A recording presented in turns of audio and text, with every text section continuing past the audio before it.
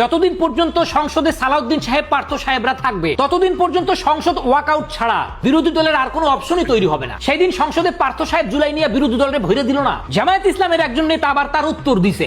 চলেন একটু শুনে আসি, তারপর ওনারে আবার আমি ভরে দিব। মাননীয় স্পিকার, আমাদের একজন সরকার দলীয় সদস্য বলছেন আমরা ভারতের সাথে রাইতে মিটিং করি।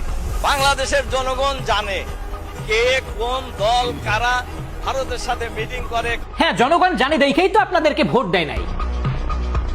নির্বাচনের আগে তো কত পরিকল্পনা করলেন, জান্নাতের টিকিট বিক্রি করলেন, নিজের ঘরের মহিলাদেরকে রাস্তায় নামাই দিলেন, ভোট চাওয়ার জন্য তাদের সতীত্ব বিসর্জন দিলেন, তারপরে টাকা পয়সা বিলি করলেন ভোট কেনার জন্য। তারপরেও তো জনগণ আপনাদেরকে বৃদ্ধাঙ্গুলি দেখাইছে।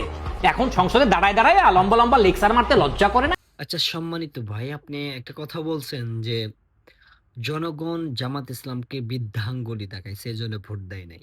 তারা মা বোনকে রাস্তায় নামায় দিছে, টাকা বিলি করছে, তারপরেও তারা নির্বাচনে জিতে নাই। আচ্ছা, আপনার কথা ক্ষণিকের জন্য মেনে নিলাম, তারা জিতে নাই।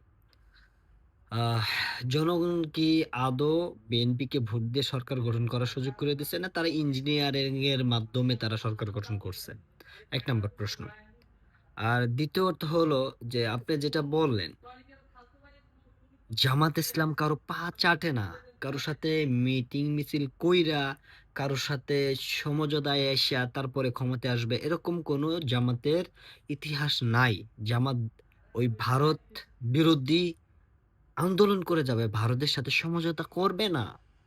আচ্ছা, আর একটা কথা, সেটা হলো যে আপনি যে এই যে বিএনপির চামচামি চাটতাছেন পা, তাতে কি কিছু ফায়দা হবে? আচ্ছা, যদি পা চাইটা যদি ফায়দা না হয়, এক কাজ কইরেন, আপনার বোন কিংবা মা থাকলে বিএনপির কর্মীদের কাছে দিয়ে দিন, কর্মী না নেতাদের কাছে দিয়ে দিন, যদিও তারপরও আপনার ফায়দা হয়। এইভাবে চাটাচাটি বাদ দিন। আশা করি আমার কথা এবং আমার এই বক্তব্যের মূল বিষয়টা বুঝতে পারবেন আর আপনার কথার উত্তর পেয়ে গেছেন।